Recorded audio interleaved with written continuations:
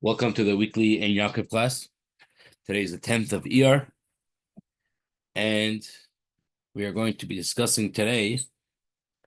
It's a little bit unpleasant, but it's part of Torah. And we're going to be discussing various different sins that cause different misfortunes. And we hope to be able to take the lesson from today's class to strengthen ourselves in these areas that we're going to talk about, not to, God forbid, do these sins, and to see what other lessons we could take maybe to carry on to other areas. Because, when you get warned in one area, so that warning kind of carries over also to other areas as well. So we start off with the following. Tanya, we learned in the Bryski, Rabbi Shimon ben Gamliel Omer, Rabbi Shimon, the son of Gamliel, says, Hilchais hektish, the laws regarding sanctifying items. This is a whole set of laws. If someone is going to sanctify, make holy, there's another word for it. Charlie, help me out. Make something hektish. Consecrate. Yeah, consecrate. It's a fancy word. You make something holy that it belongs now to Hashem, belongs to the temple.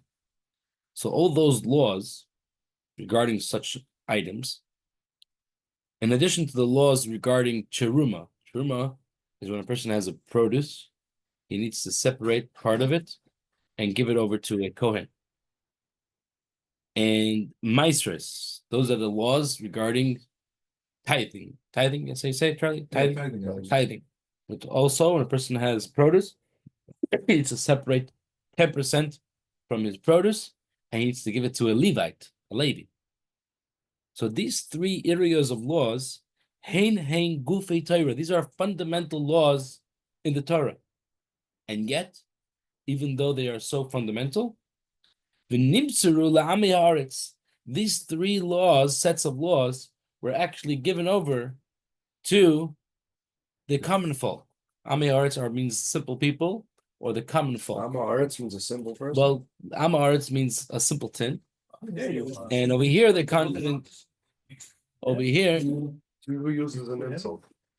Okay, so when someone says, yo, you're Am haaretz, means you're a simple person. You're no. Am haaretz is usually used as the opposite of Talmud Chacham. Yes. So we have a Talmud Chacham as a scholar, and Am haaretz is a simple guy, right? So it means man of the land. Because men of the land, they would be busy plowing the ground and planting seeds and dealing, so they wouldn't have time to study Torah. So they got that title, Am haaretz. So Am haaretz literally means people of the land, but it's used as a term for simple people. Common folk, I think, is a good translation in this context. Back in the day, probably would be peasants because they were working with. Yeah, it's very similar. Peasants and common folk are. Right, they're probably now it's a derogatory, but back right. then. So we're not saying in a derogatory way. We're saying these laws were given over to simple people because we actually trust simple people in regards to hektish. If you want to buy something for someone else, an item from a simple person, you want to buy his ox, and you say, is this hektish? Is this was this put aside for the temple? No. Okay, I'm gonna buy. Do you have proof? Maybe he once did it. Never gonna know. And yet we trust him. We take his word for it. And the same thing is with coming to truma. If you want to eat in a simple guy's house, maybe he didn't give the truma. Asking, did you give truma? Yeah, I gave. Okay, so you eat. Maybe he didn't give. So we are taking their word for such complicated and deep laws, yet we accept their say in the matter that I did it. No witnesses necessary. No witnesses necessary. Now the truth is that this isn't from biblically speaking.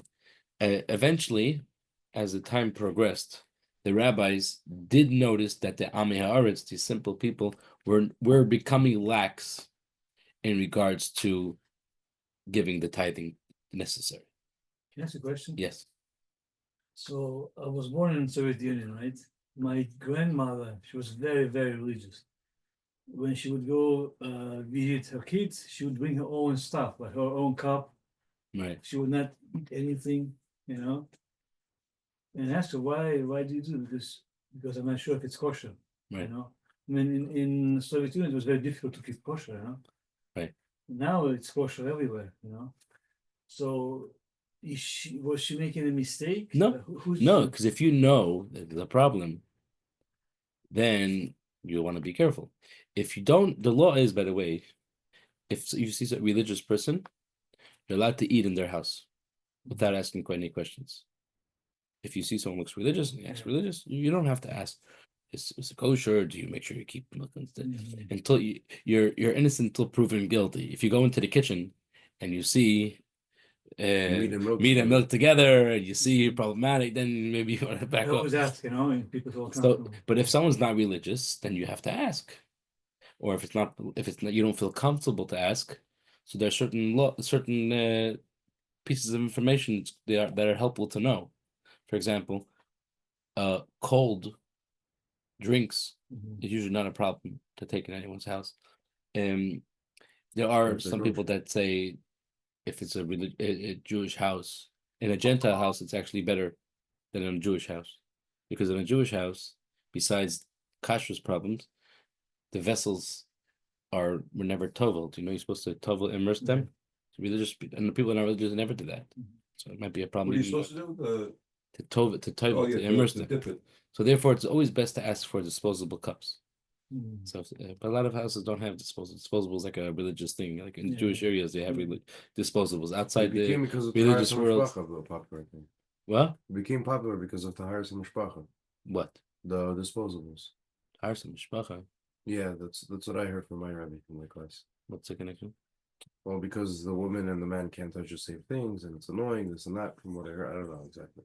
But it's easy to have one. It became because religious people have lots of children, and if you have lots of children, you're very busy, and you have a busy household, and therefore you don't have time to wash the dishes. That's where it came from. Practical speaking, easier. That's why religious people do disposables. In my opinion, that's what I know. Maybe there's other reasons, but that's what I know. That's the reason in my house. I don't have a dishwasher, and it's easier. It's easier. How much do dishwashers cost? I'm curious. Well, it also takes time have to a put it. dishwasher. Okay, put time in the dishwasher. I'm I sorry. say if you have Baruch Hashem, you have a house full of kids, then you don't have a dishwasher available. It's available. You have a dishwasher, but it doesn't work. Oh, don't tell the Rabbi that. Okay. Oh, Okay. So we have this concept of trusts. When you go to Amaretz, if he's Jewish, there's a certain level of trust. So if you see a religious person, you're allowed to go to his house. You don't have to start asking questions. However, when it comes to business, if a person, even a very religious-looking person, opens a store and a restaurant, you're not allowed to just assume that it's kosher. Just, oh, he's religious, he's a big beard. You know, they say a joke. Somebody once came to Eretz Yisrael and he went to a restaurant and he wanted to see where's the certificate of that the store is kosher. He says, no, here, it's kosher. He says, what are you talking about? I want to see.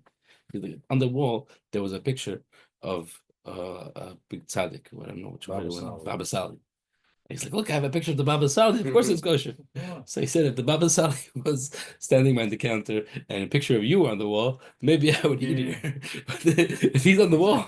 I had that experience. I went into one of these kosher Russian restaurants, and they showed me the certificate that was hanging on the wall, and it was expired for 2 years. You told me once Kingsway also has a Kingsway Bagels. They serve ham over there, and they have a certificate. They don't have a certificate. I should bring to you. You showed it to me, but they serving ham there. The one on King's Highway? Yeah. So, yeah. So they Kingsway, use yeah, different, Kingsway Bagels, right? Kings Highway right here. They use different knives or something. Oh, what's it called? Highway Bagel? Highway Bay. Oh, Highway Highway Bagels. Bagel. Highway Bagels. Yeah, it's right here. are you sure it's Sam. ham and not fake ham? Because Dunkin' Donuts also. No, has no, ham. Oh, it's no, real it's ham. real. You know, You tasted it to check? In the glass. God. because I saw one of my friends. He was buying something from Dunkin', and I was like, "That's literally bacon." He's like, "No, it's made out of dairy." So I googled it, and apparently all No, Dunkins that could be. they have. So I don't know. I'm Okay. just saying. They All might right. have both. That's Okay, what let's you move always on. have to do your research. Tanya, here comes the topic of today's class. Tanya, we have learned Rabbi Nassan. Oh, we have Nassan. P. Rabbi Nassan Omer, Rabbi Nassan says, Ba'avoin nidarim, with the sin of not keeping oaths, promises. And this is specifically talking about promises regards to sacrifice. People take upon themselves, oh Hashem, you did something good for me, so like I'm a gonna pledge. a pledge. I pledge I'm gonna take this sacrifice, and I'm gonna do this commitment, and I'm gonna give this amount of charity, and I'm gonna be this amount of learning, and that people very they take upon themselves lots of these resolutions. Yeah. But sometimes they say it without saying the words beli neder, without a promise. And if we don't say bli neder, it's actually very severe, very serious. And it says Believe that means without a making promise. swear. Or you Without a you promise. could just verbalize it in English as well. Yeah, or you say bli neder, or you say without making a promise, which is the same thing as saying bli neder. Because if you don't say bli neder and you don't keep it, it's a very big sin. And it says here, Mesa ishta shel adam, a person's wife, God forbid, could pass away. Shenemar, Because it might be also a good maybe to not keep your promises, because then you have to get a wife first. Never again, Rabbi. So you're gonna get a wife. Stop coming here on Wednesday. God forbid. Okay, that's just a joke. Shenemar, it says in the verse, the verse means if you don't have what to pay back, so a creditor, someone that you owe money to, might come and take the bed under where you're sleeping, which is a reference to one's wife. So if a person is not going to pay up what he owes, which means if he takes it upon himself to do something, A promise, story like this happened. he's gonna lose his And- wife. that's what it says here. If someone doesn't keep his promise, he might A lose his Rebbe wife. was a teacher or something like that, and his student really liked his Rebbe's wife or something. So he said that she was like somehow a Saita, or I forgot the whole story. It says in the Gemara, you know what I'm talking about, I right? think you're talking about someone that didn't have a child. No, his son, maybe I I don't don't know. Maybe his son saw his wife, his teacher's wife, and he Okay, was like, whatever. let's not go off Same track. in the Gemara. Rebbe, this is a reference to Rabbi Yehuda, and I'll see Rabbi Yehuda the prince. He says, "Ba'avoin nidarim," similarly, with the sin of not keeping one's promises, banim mesim kishehem tanim. A person's young children could, God forbid, pass away. Wow. Shemar, like it says, "Al titein espicha lachti es besarecha v'gomer," which means don't allow your mouth, a reference to not keeping words that come out of one's mouth, lachti es besarecha, which will take away. And the end of that verse tells us, Lama yiktzef alikim al koilecha v'chiblas ma'aseh yadecha. Hashem will destroy the doings of your hand. Doing of your hand is a reference to children. And if you're going to allow your mouth to sin, which means you're going to allow your mouth to promise something and not keep it. So it's Lashon Hara even doing that. Yeah, oh, okay. He says it Rabbi, of we not have a keeping saying one's like that, verse you know, promises. in English, don't let your mouth write a check that your butt can't cash. Okay, I never heard that, but I agree. If it's the tzedakah, then maybe. If the money might be coming in, then Or going out. what is the reference to a person's doing of his hands? I say this refers to his children and his daughters. So God forbid, a person's children might pass away from the sin of not keeping one's word. Since we're talking about oaths, it's important to mention one of the most highlights of the Jewish calendar is Yom Kippur. And on Yom Kippur, many people come to shul, and right in the beginning of Yom Kippur, what's the first thing we do? We do Kol Nidre. Kol Nidre. We open up the Torah, take all the Torah scrolls, and we bury a nice melody and singing of a song. And what is if you look in the English translation, what actually are we saying in this? What does Nidre mean? Promise, Kol Nidre. Oh, you The meaning of that saying that we say 3 times, and it's a slow moving melody, and it's one of the most famous cantorial pieces. What is the actual translation of those words? We are saying to Hashem, please, all the promises that we have made throughout the whole year should become annulled and annulled and canceled, as if I didn't make it, and if I'm going to make any more, they should be canceled in advance. That's what we're praying for. Why? Because this is a very severe sin. But that's between you and Hashem, between Ish and Chaviro is a whole Right. other ballgame, right? A whole Correct. But the sin of keeping one's words, and when we say we have promises, it includes anything that we take upon ourselves to do. And it's important to know the laws regarding these types of things. If it's a good deed or good custom or any type of mitzvah, especially in the area of charity and tzedakah, you don't have to say the words "I promise" in order for it to be considered a promise. And a lot of people don't know this, and I think it's very important. If you say, So you have and to not only make it that, as a- when it comes to charity, it's even more. Even if in your mind you're going to do or give a certain amount, you become obligated to give that amount. That's why if you it's just so, think it, you don't even even if you say think it. it, yeah. Not if you think it as a maybe, then no. But if you think it as a commitment, if you make a commitment in your mind, you have to keep it. It's very severe, and that's why we have to get ourselves very used to keep on saying "B'li neder," keep on saying, and that's why we have this Kol Nidre prayer, because we're all the time making these types of commitments without realizing, and we're not keeping our words. We also do on Rosh Hashanah, Rosh Hashanah, the day before Rosh Hashanah, we do something called Hatarat Nedarim. 10 people sit around, and you say a special version that we say, Nusach, we say, officially asking them to become a Bezdin to cancel our Nedarim, our promises. Hashem loves you at the end. Yes. Do they wear tefillin or No, anything? because the last pasuk over there finishes off with that word. Oh, that's right. They're not wearing tefillin or tallit or anything. The people that are doing the Yeah, a lot of times they are, because it's right after Shacharis. Okay. Ten Rabbanon, our rabbis have learned. Ba'avoin nedarim. This is again, like we said before, with the sin of promises. Banim mesim, children pass away. These are the words of Rabbi Elazar by Rabbi Shimon. Rabbi Elazar, the son of Rabbi Shimon. This is Rabbi Shimon Bar Yochai. Rabbi Yehuda Hanasi, Rabbi Yehuda the prince says, Ba'avoin bittul Torah. With actually what causes a person's young children to pass away is with the sin of bittul Torah. Bittul Torah means wasting time of learning. Time you should learning Torah, you're wasting this bittul Torah. Yes. It's not Bishleimo. Bishleimo means according to the one that says that the reason why children pass away young is because of sin, the sin of making vows and not keeping them. So there we brought before a verse that tells us this. But according to Rabbi Yehuda Hanasi, the prince, that says that his children pass away for the sin of not respecting the Torah properly. Mikra, where is the verse? Where do we see this in the Torah? Eliezer, you found the place, by the way, What place? of what we're learning in English? I don't have the page. I only have page 129. That's the last one? Yeah. You're on page 130 already. I'm ready, 130? I thought I printed it 3 pages ahead last week. Yeah, and you went through them like that. Really? Yeah, Rabbi. You go at 3 times speed. 3x. 3x, 10x, 30x. Oh, wow. So we got to print Yeah, them. Rabbi the fresh tiger. Okay, let me print them so you guys could follow along. Yeah, well, you started well, and that has a few sentences. Wait, so the last one you have is 129? Yeah. Right, on page 128, 129.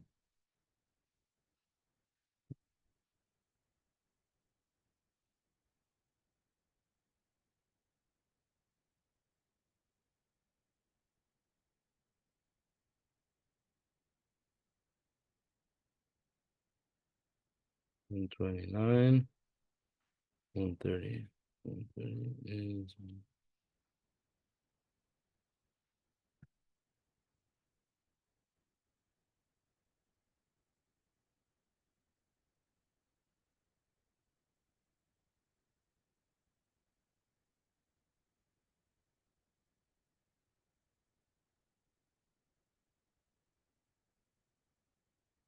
okay. Now I have to hope that there's paper down there.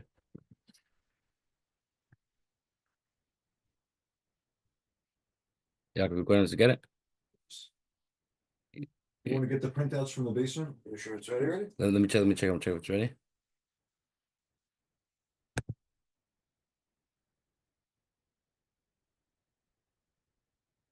Okay, it's printing in. Should be ready in like 1 minute. Okay, let's move back. So what is the verse? Where is the proof that someone that does bitul Torah, someone that's going to waste time from learning or disrespect the Torah, where do we see that his children will pass away? So we bring now a verse. This is a verse in Jeremiah. And it says, chapter 2, Lashav, Hikesi es benechem, Musar loy lakachu. And the way we gonna explain this verse, now the regular meaning of the verse is, you think I'm going to hit your children for nothing? It's because they haven't taken a lesson. What's the lesson? Musar refers to the Torah, and loy lakachu, they haven't taken, we're gonna mean to they haven't learned. So because they haven't learned the Torah properly, that's why their children pass away Young. young. Now we're going to talk about, before we move on now, to talk about the other things that cause young children to pass away. It's important to note the following. It says, there's a verse in the Torah that says, Ish bechet'o yumas, which means each person, each man, for his own sin will die, which is a general rule that a person dies for his own sins, and you don't die for someone else's sin. Except for the 4 people.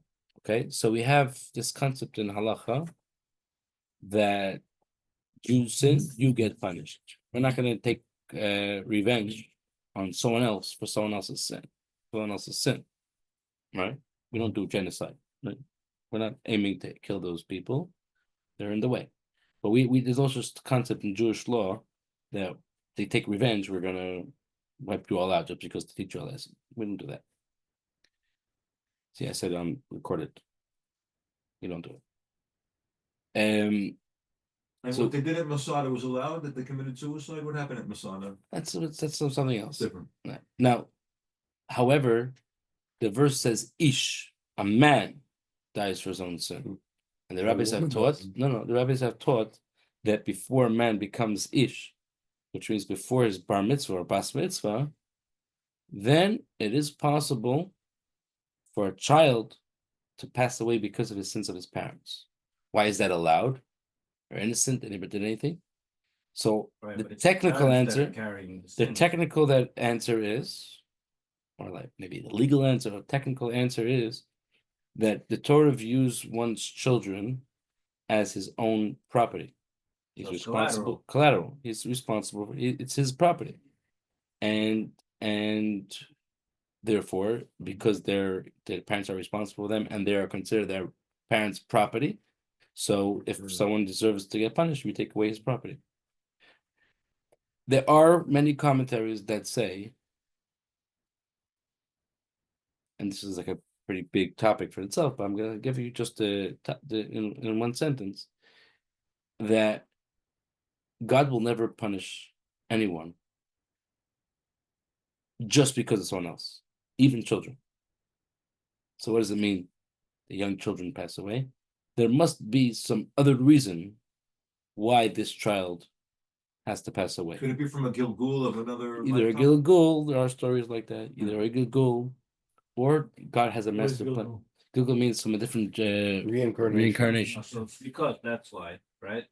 No, this is a real concept. Reincarnation is a real concept. Cycle, Gilgul. No. I'll tell you a story about that in a second. But Or is this about the cow that kept Shabbos? no.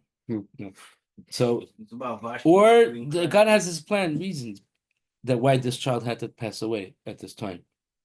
Sometimes God will wait for the person to get a little older and check him out and see is he His behaving? potential maybe. Is he behaving or not? If he's not behaving, so then he's deserving a death for himself, and the normal merit that his parents have to protect him, being that they sin, that won't be here, and that's why the child will be able to pass away. The story I was going to say is, I'll say it very briefly, is that there was once this lady that didn't have a child for many years, and she came to the Baal Shem Tov and asked for a blessing of a child. And the Baal Shem Tov, the Best, gave her a blessing, and sure enough, in her very old age, a baby was born. 2 years went by. She loved the baby, and all of a sudden, for no reason at all. The baby just passed away. She was devastated, completely broken, and she came to the Baal Shem Tov to complain. Like after all these years, Maybe we finally, find out why. Maybe the and Baal Shem and Tov- what happened over here? And the Baal Shem Tov said, "I'm gonna tell you a story. like a parable. I'm gonna tell you. No, it's a true story. So I'm gonna tell you a true story. There was once a family that wasn't able to pay the rent to the pirates, to the The landowner. landlord, and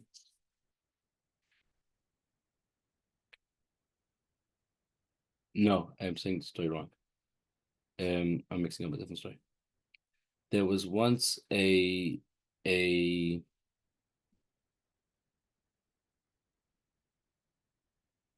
there was once a king, a rich person that had a son, a very, very smart son, and he hired the best teachers for him. And one of the priests that was meant to teach this prince, and for 1 hour a day would lock himself up in a room and almost Together, the two of them to teach no him? no Oh, by by himself. himself. And the boy was very curious what his teacher was doing during that hour. And one day he hid to see what his teacher was doing, and he was shocked to see that he was wearing tefillin and he was praying. Wow.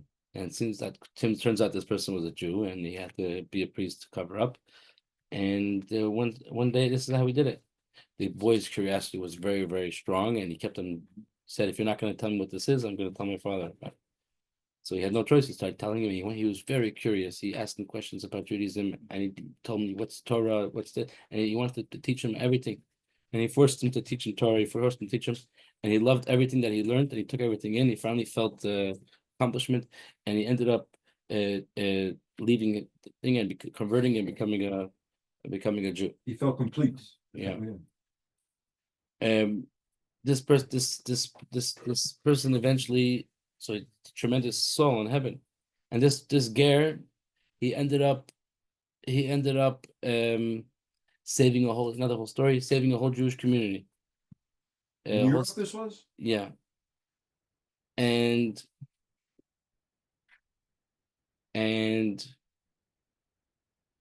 oh, 1 second.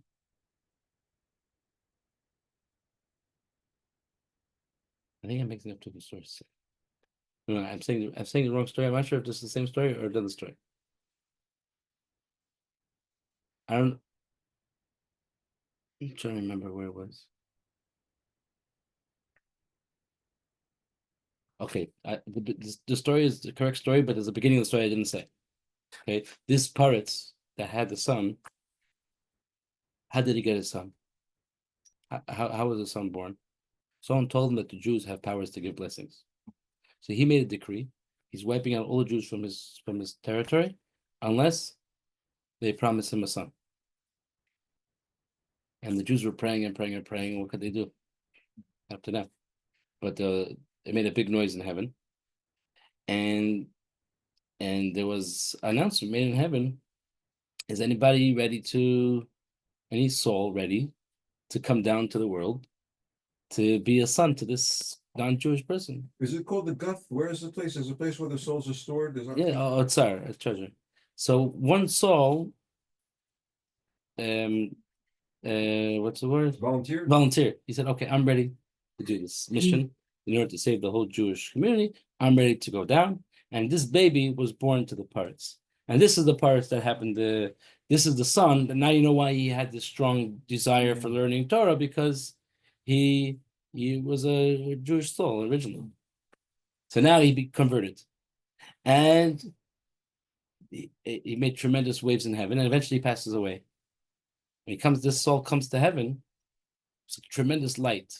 Just like this soul gave up everything. He could have been a big king. He could have been wealthy, and he gave up everything in order to become a Jew, and he had a miserable life afterwards.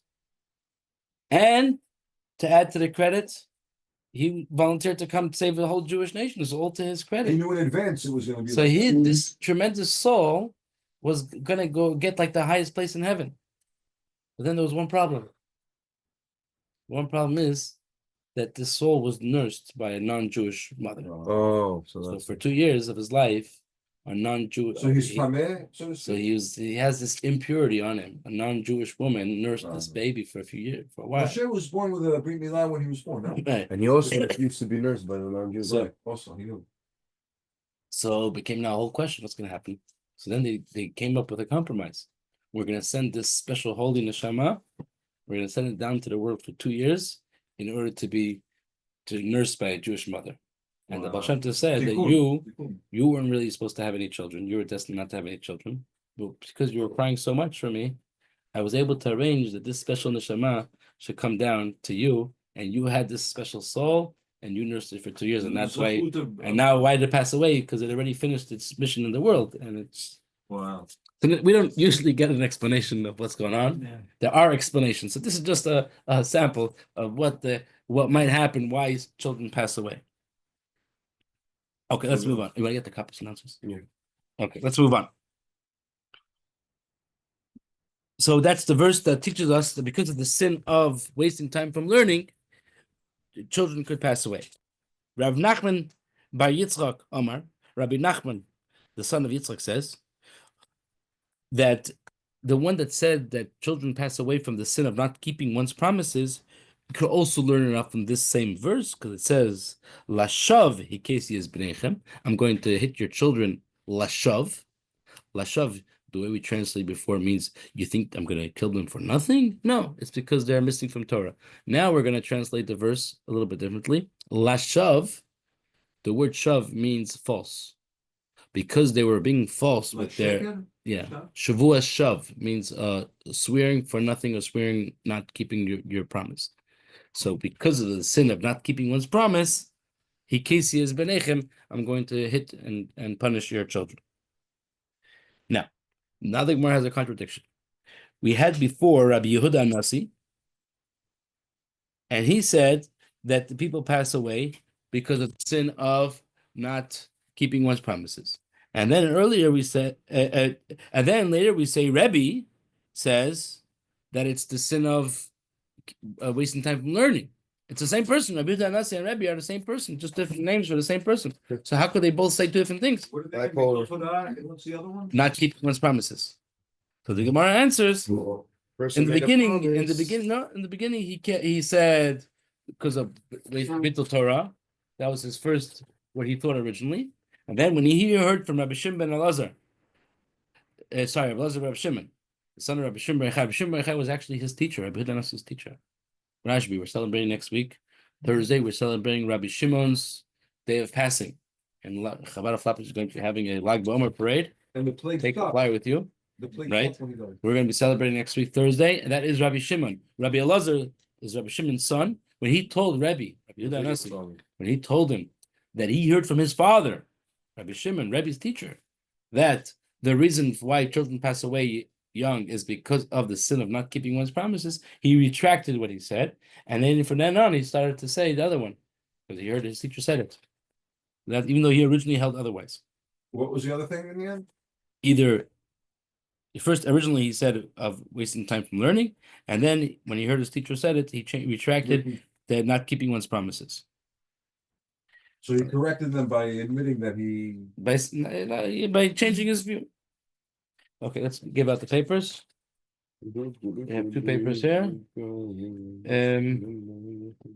Let me ask you, Rabbi. Yeah. What if you make a promise? And What? what if you made a promise? And for some good reason you cannot keep it? So sometimes you have to go to a rabbi and you do what's called hatarat nidarim, annulling the vows. And there's a certain process how to do it. Annulment of vows. Annulment of vows, yes. So there's a process to do. That you're supposed to do before Rosh Hashanah Yom It's Kippur. not long. It's usually Okay, so three you- rabbis sit by, or three judges, quote unquote. Did they have to hold something? And no, not always. Basically And tell them the promise, you Right, tell I'm them starting the right here, rabbis, and a Ziggy. lot of times they'll just say machla. three times. Give me the bottom paper there. and that's it. Sometimes it depends on the promise, more or less. Yes. Okay, we're starting right here at the top of the page, please. Yeah. Charlie, you want? I'll just listen to this. I really hate how I'm missing Lag BaOmer. It really annoys me. Okay. So Pligi, we're holding now Pligi. There's a difference of opinion. Pligi bar Rabbi Chia bar Rabbi Abba, Rabbi Yossi. There's a difference of opinion regarding, again, the same topic of what causes one's children to pass away. One says, ba'avoy mezuzah, the sin of not being careful with the mitzvah mezuzah. That could cause a person's young children to pass away. What is this? God 130? forbid. It's cut off a little bit, so I don't know. Wait, the bad mezuzah could cause the children to die? Yeah, because that means not being careful with the mitzvah mezuzah. The Chad Amar, and another one says, ba'avoy bittul Torah. It's the sin of wasting time from learning, like we mentioned earlier. Where do they learn this from? So in the Shema prayer that we say every day, a few times a day. So in the second paragraph, starts with V'haya im Shemaya. So if you ever pay attention, the last verse, right over here, the last verse of the Shema, of V'haya im Shemaya, it says, Laman yirbu yemechem v'nechem ala adama shenishba Hashem lavasechem. Because of this, you're going to have long life. The life of your life and the life of your children will be long. What's the verse right before that? You will write on the mezuzah of your doorpost in your house. Right after that, it says you will have long life and the life of your children will be long.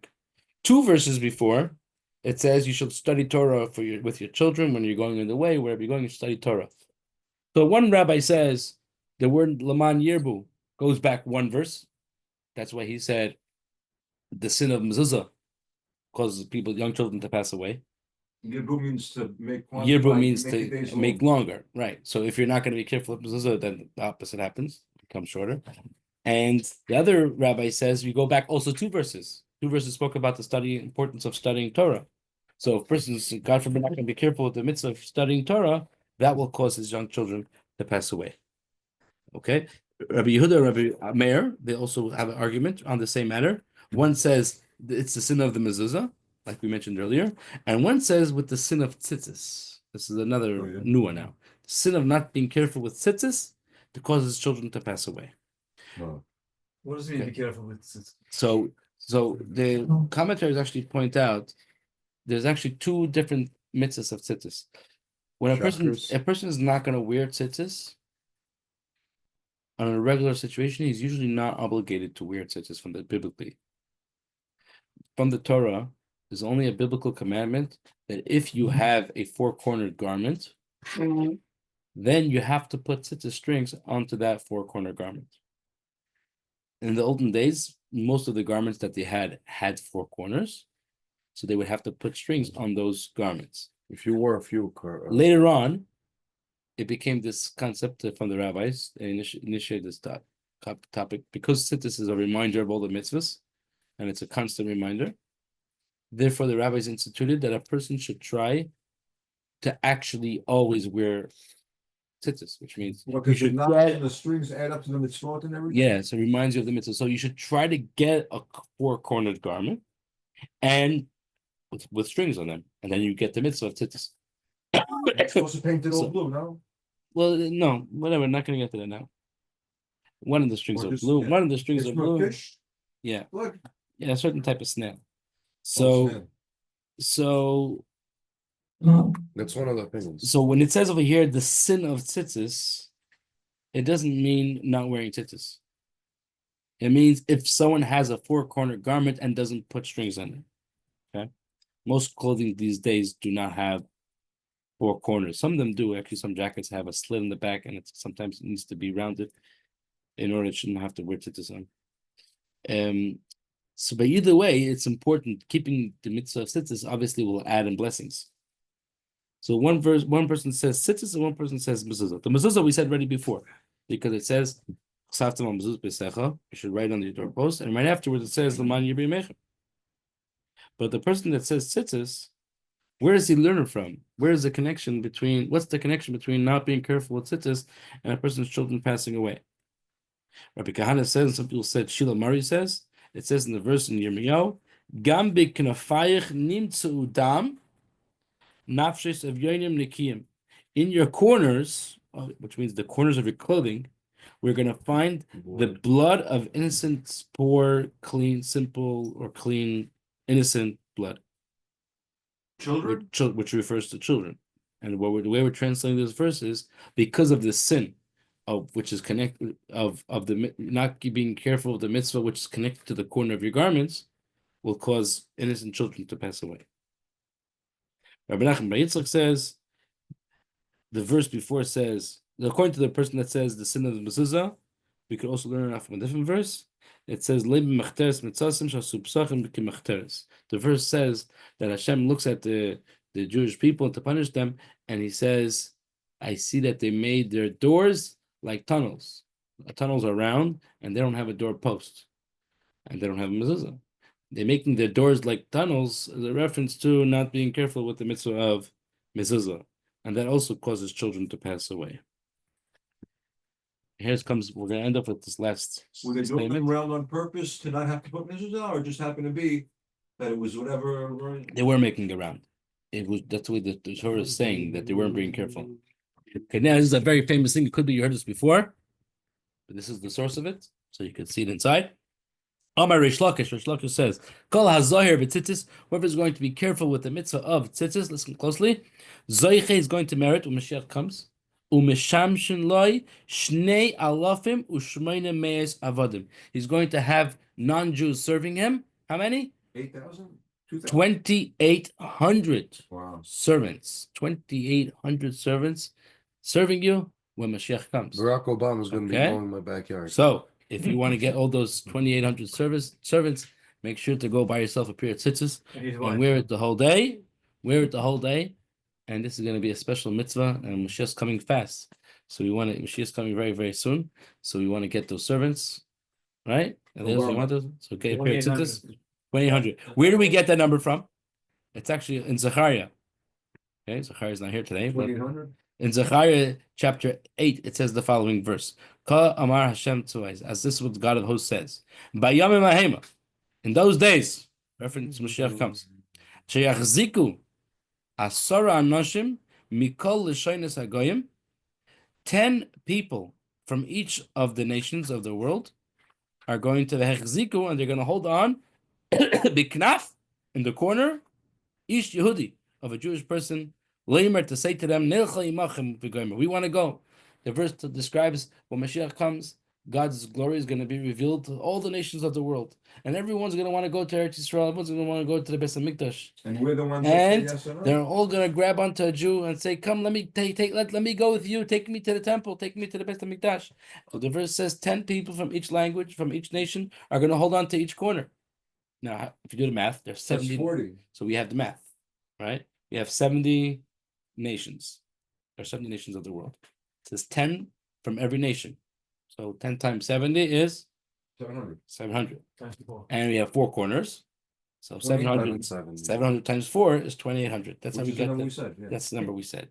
So 2,800. There's a guy, a Rabbi Shliach, Chabad emissary. His name is Rabbi Smith. Very tall guy. About Tshuva? I think it's about Tshuva. No? No, it just sounds by the last name. Yeah, I think he's about Tshuva. He's a Shliach, Chabad emissary. Yeah, I think somewhere in New Jersey. And he focuses tremendous on non-Jews, teaching them about the 7 Noahide laws and teaching them whatever was able to be taught to them. And he goes around campaigning to other emissaries that we should do the same. And he has a website. I forgot the name of the website, but the whole website is about this verse. And basically, he's like, if you're non-Jewish, click here, and it's like, click here to be one of Rabbi Smith's corner. You want to be one of my my 2,800. So come and I'll teach you. He's like, this is the Bible. The Bible says Zechariah. They even the Christians, they say Zechariah. They keep on quoting Zechariah. Is that English? That's how you say it in English. How do you say it in English? Zechariah. Zachary.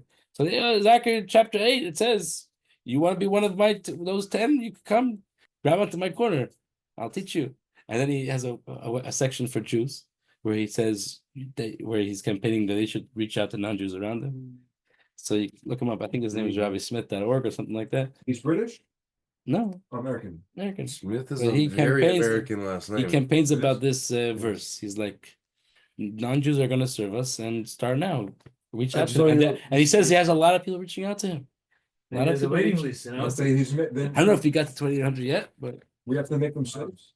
No, you just have to still serve you by teaching them. The All right, take care of stereo- yourself, bear.